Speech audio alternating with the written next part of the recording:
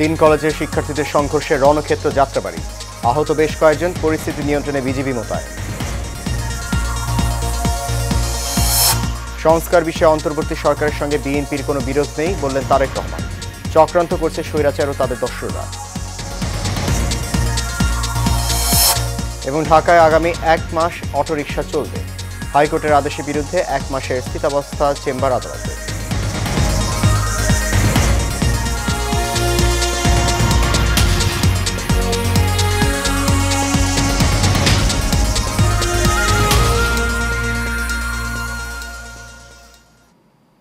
সবাইকে স্বাগত জানাচ্ছি এশিয়ান প্রাইম নিউজে। আপনাদের সাথে আছি আমি সৈয়দ মাহিউজ্জামান মুখর।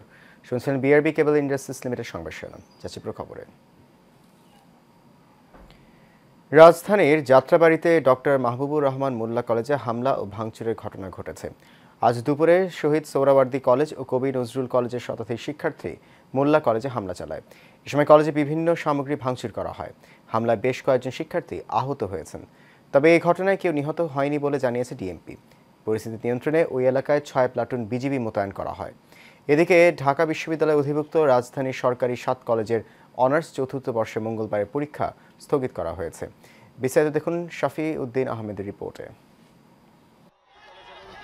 ভুল চিকিৎসায় সহপাঠীর মৃত্যুর অভিযোগে রোববার পুরান ঢাকার ন্যাশনাল মেডিকেল কলেজ ও শহীদ সোহরাওয়ার্দী কলেজে ভাঙচুর চালায় ডক্টর মাহবুবুর রহমান মোল্লা কলেজের শিক্ষার্থীরা। সেই ঘটনার পাল্টা জবাব দিতে কবি নজরুল সরকারি কলেজ, সোহরাওয়ার্দী কলেজ সহ বেশ কয়েকটি কলেজের শিক্ষার্থীরা আজ দুপুর 12টার দিকে হামলা চালায় ডেমরার ডক্টর মাহবুবুর রহমান মোল্লা কলেজে।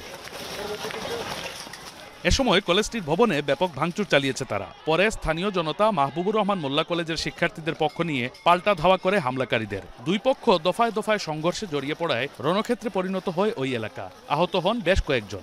ওদের কলেজের পোলাপাইন, আপনি সেনাবাহিনী ছিল, পুলিশ ছিল, ওদের জিজ্ঞাসা করেন। ওদের কলেজের পোলাপাইন আগে ঢাকা কলেজের এবং নটরডেম কলেজের 2 জন শিক্ষার্থীকে আহত করে, যার পরিপ্রেক্ষিতে শিক্ষার্থী ক্ষিপ্ত হয়ে সেখানে যায়। এখনো দেখেন, আপনি লক্ষ্য করবেন, এখনো ওদের পোলাপাইন আমাদের কলেজের মধ্যে আগ্রাসন চালাচ্ছে। কি আমরা তো ওদের কলেজে সোহরাওয়ার্দীর ব্যাগে পাইছি এটা। এগুলো কি একদম এগুলো কি স্টুডেন্টের কাছে থাকে? এগুলো কি স্টুডেন্টের কাছে থাকে?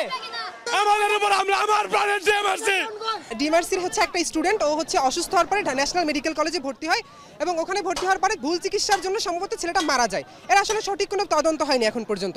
এরই পরিপ্রেক্ষিতে ওরা ওখানে আন্দোলন করে, কবি সোহরাওয়ার্দী ওদের সাথে একমত পোষণ করে। এরপরে ওরা হচ্ছে নিজেদের মধ্যে একটু কথা কাটাকাটি হয়, মারামারি হয়।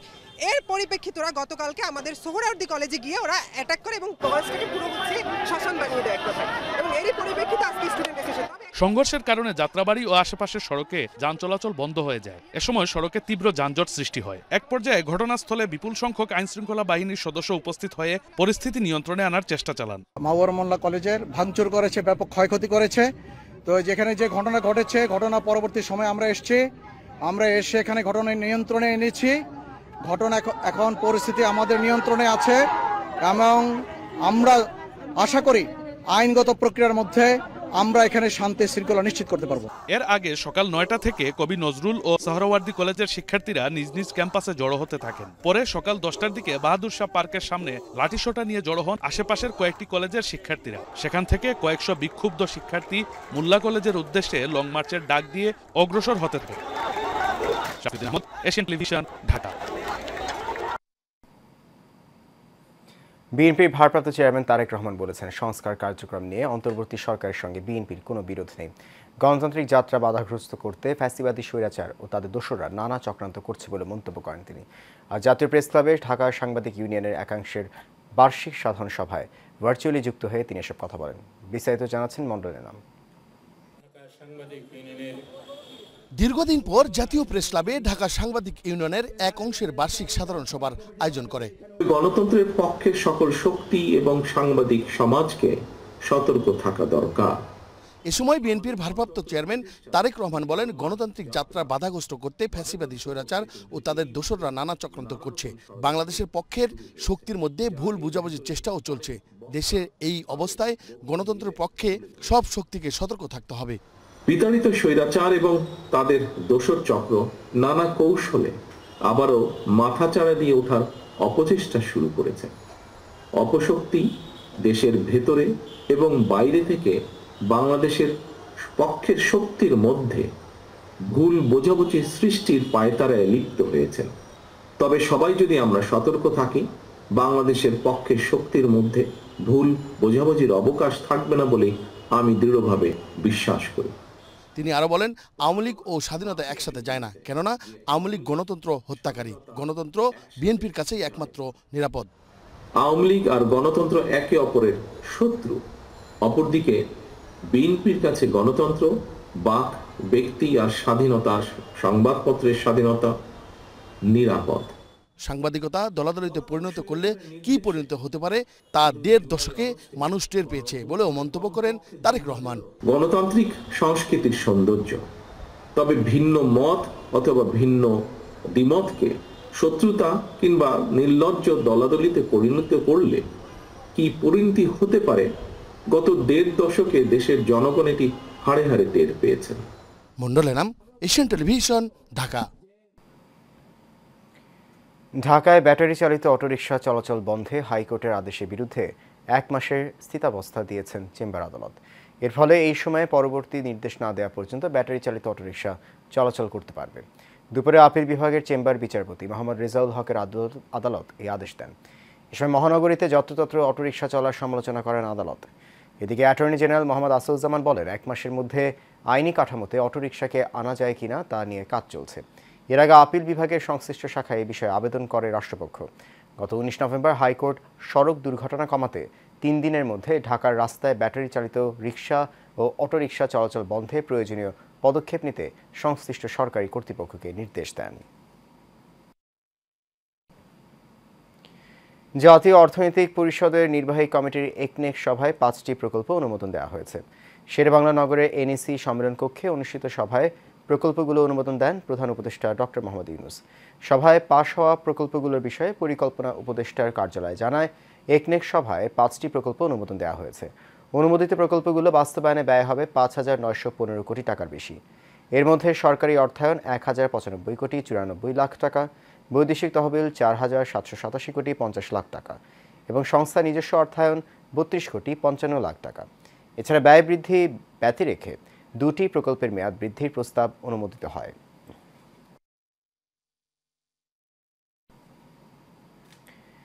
আন্তর্জাতিক অপরাধ ট্রাইব্যুনালের সংশোধিত আইনে বিচার করা যাবে ৩ বাহিনীর সঙ্গে পুলিশ ও র্যাবের। একই সঙ্গে কেউ মানবতা বিরোধী অপরাধ করলে বিদেশিদেরও বিচার করতে পারবে ট্রাইব্যুনাল। আজ আন্তর্জাতিক অপরাধ ট্রাইব্যুনালের সামনে সাংবাদিকদের এসব কথা বলেন প্রসিকিউটর আইনজীবী গাজী মনোয়ার হোসেন তামিম। তবে ট্রাইব্যুনালে রাজনৈতিক দলের বিচারের বিধান রাখা হয়নি বলে জানান তিনি।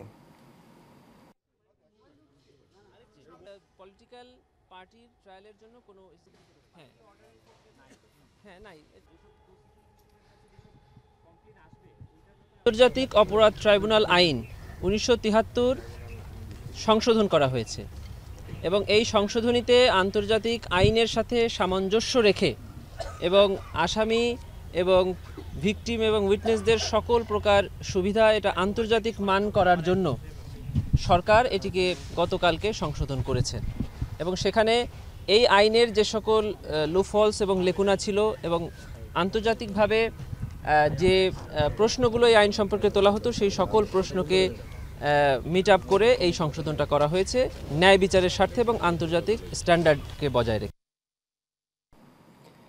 ছাগলকাণ্ডে জাতীয় রাজস্ব বোর্ডের সদস্য পদ ও ভ্যাট ট্রাইব্যুনালের প্রেসিডেন্টের পদ হারানো মতিউর রহমান বিদেশ যাওয়ার অনুমতি চেয়ে রিট উত্থাপিত হয়নি মর্মে খারিজ করে দিয়েছেন হাইকোর্ট।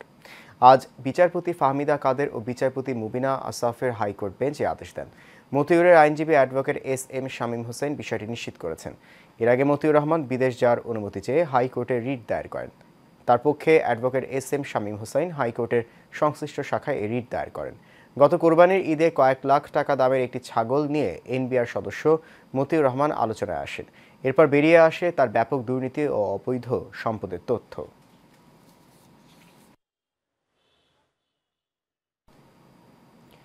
রাজধানীর উত্তরা পূর্ব থানায় গার্মেন্টস কর্মী ফজলুল করিম হত্যা মামলায় সাবেক আইজিপি চৌধুরী আবদুল্লাহ আল মামুনের 3 দিনের রিমান্ড মঞ্জুর করেছেন আদালত। এছাড়া বিভিন্ন মামলায় সাবেক মন্ত্রী আমির হোসেন আমু, সাবেক সেনা কর্মকর্তা জিয়াউল আহসান ও সাবেক সচিব জাহাঙ্গীর আলমকে গ্রেফতার দেখানো হয়েছে। সকালে আসামিদের চিফ মেট্রোপলিটন ম্যাজিস্ট্রেট কোর্টে তোলা হলে আদালতে শুনানি হয়। এ সময় রাষ্ট্রপক্ষের আইনজীবী সাবেক আইজিপিকে উত্তরা পূর্ব থানার মামলায় রিমান্ড আবেদন করে। এদিকে সাবেক সেনা কর্মকর্তা জিয়াউল আহসান আদালতে অশোভন আচরণ করেছে বলে দাবি করেছেন রাষ্ট্রপক্ষের আইনজীবীরা। তবে রাজনৈতিক উদ্দেশ্যে আসামিদের হয়রানি করা হচ্ছে বলে অভিযোগ আসামি পক্ষের আইনজীবীদের।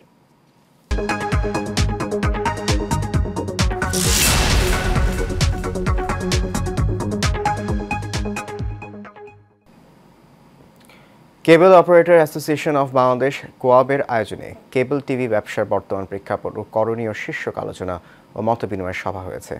দুপুরে রাজধানীর ইস্কাটনের লেডিস ক্লাব অডিটোরিয়ামে এই আলোচনা সভার আয়োজন করা হয়। কেবল ব্যবসায়ীরা জানায়, দেশে আইপিটিভি ওটিটি প্ল্যাটফর্মগুলো অনুমোদনহীন চলতে থাকলে এই ব্যবসা বাঁচানো দুরূহ হয়ে যাবে।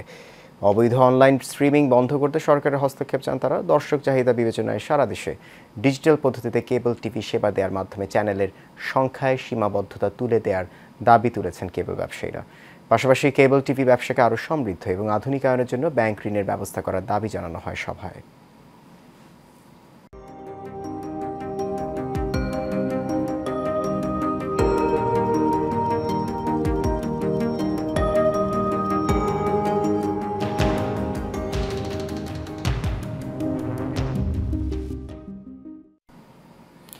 এবার সিওডিল প্রেজেন্টস হেলথ অ্যান্ড বিউটি। রূপচর্চায় কসমেটিক্সের ব্যবহার দিন দিন বাড়ছে, তাই বেশিরভাগ কসমেটিক্সের মধ্যে লুকিয়ে রয়েছে বিপদ, যার থেকে হতে পারে ক্যান্সারের মতো ভয়াবহ মরণ ব্যাধি। একটু সচেতন হলেই শরীর ও মুখের সৌন্দর্য বজায় রাখা সম্ভব। রফিকুল ইসলাম রলির রিপোর্টে দেখুন বিস্তারিত। বাংলাদেশে ধনী গরিব সবাই এখন সুন্দর হওয়ার জন্য রূপচর্চার পিছনে দৌড়াচ্ছেন। কে কার থেকে কত সুন্দর হতে পারে সেই প্রতিযোগিতায় নেমেছে সবাই। এতদিন ছিল ফেয়ার অ্যান্ড লাভলি, এখন আসছে ফেয়ার অ্যান্ড হ্যান্ডসাম, যে আপনি কত হ্যান্ডসাম হইতে পারেন ছেলেরা। এই ধরনের এই প্রতিযোগিতায় সবাই নেমেছে এবং এইটা হলো কি অপ্রয়োজনীয় প্রসাধনী ব্যবহার করা ঠিক না। আমরা অনেক সময় দেখি যারা বলে ডার্মাটাইটিস মেডিকামেন্টোসা, অনেক প্রসাধনীতে স্টেরয়েড দেওয়া হয়। স্টেরয়েড ব্যবহার করলে স্কিনটা ভাল লাগে, দেখতে সুন্দর লাগে স্কিনটা, কারণ স্টেরয়েডের কারণে চামড়া পাতলা হয়, দাগগুলি চলে যায়, ভাল লাগে। এই যে প্রসাধনী, প্রতিযোগিতামূলক প্রসাধনী তৈরি হচ্ছে, মানুষ ব্যবহার করতেছে এবং কাঁচামাল না থাকলে ব্যবসা হয় না। তাই দেখা যাচ্ছে মানুষ এখন প্রসাধনীর জন্য পাগল। যদি কোনো কসমেটিক্স দাবি করা হয় এটি ব্যবহার করলে ফর্সা হওয়া যায়, তার মানে এর মধ্যে হাইড্রোকুইনিন জাতীয় কিছু ওষুধ রয়েছে, যার পার্শ্ব প্রতিক্রিয়া ভয়াবহ। আমরা চেষ্টা করি সবাই সাদা হইতে চাই, কিন্তু সাদা হয় কিন্তু আসল সৌন্দর্য না। সৌন্দর্য হলো পরিপাটি যে থাকবে সেই কিন্তু সুন্দর হবে। তা আমরা পরিষ্কার পরিচ্ছন্ন পরিবারই থাকবো। এবং আজকাল সবাই বলে আমার পোর হয়ে গেছে, আর পোর তো মানুষের থাকবেই, পোর ছাড়া মানুষ বাঁচবে না। সেই পোর ব্যবহার করা, পোর মিনিমাইজ করার জন্য অনেক ক্রিম ব্যবহার করে। তাই আমরা ক্রিম ব্যবহারে সচেতন থাকবো, প্রসাধনী ব্যবহারে সচেতন থাকবো। প্রয়োজন ছাড়া কোনো ধরনের প্রসাধনী ব্যবহার করা ঠিক নয়, এতে লাভের চেয়ে ক্ষতি বেশি হয়। শুধুমাত্র কসমেটিক্স ব্যবহার করে সৌন্দর্য আনা যায় না। সময় মতো সুষম খাবার, সময় মতো ঘুম, সময় মতো শরীর চর্চা এবং মুখ পরিষ্কার পরিচ্ছন্ন রাখলে সৌন্দর্য বজায় থাকে। Rafiqul Islam রলি, Asian television, Dhaka. এর সাথে শেষ করবো এশিয়ান প্রাইম নিউজ। তার আগে বিআরবি কেবল ইন্ডাস্ট্রিজ লিমিটেড সংবাদ শিরোনামগুলো জানিয়ে দিচ্ছে আরো একবার। 3 কলেজের শিক্ষার্থীদের সংঘর্ষে রণক্ষেত্র যাত্রাবাড়ি, আহত বেশ কয়েকজন, পরিস্থিতি নিয়ন্ত্রণে বিজিবি মোতায়েন। সংস্কার কার্যক্রম নিয়ে অন্তর্বর্তী সরকারের সঙ্গে বিএনপির কোনো বিরোধ নেই বললেন তারেক রহমান। চক্রান্ত করছে স্বৈরাচার ও তাদের দোসররা। এবং ঢাকায় অটোরিকশা চলবে, হাইকোর্টের আদেশের বিরুদ্ধে 1 মাসের স্থিতাবস্থা চেম্বার আদালতে।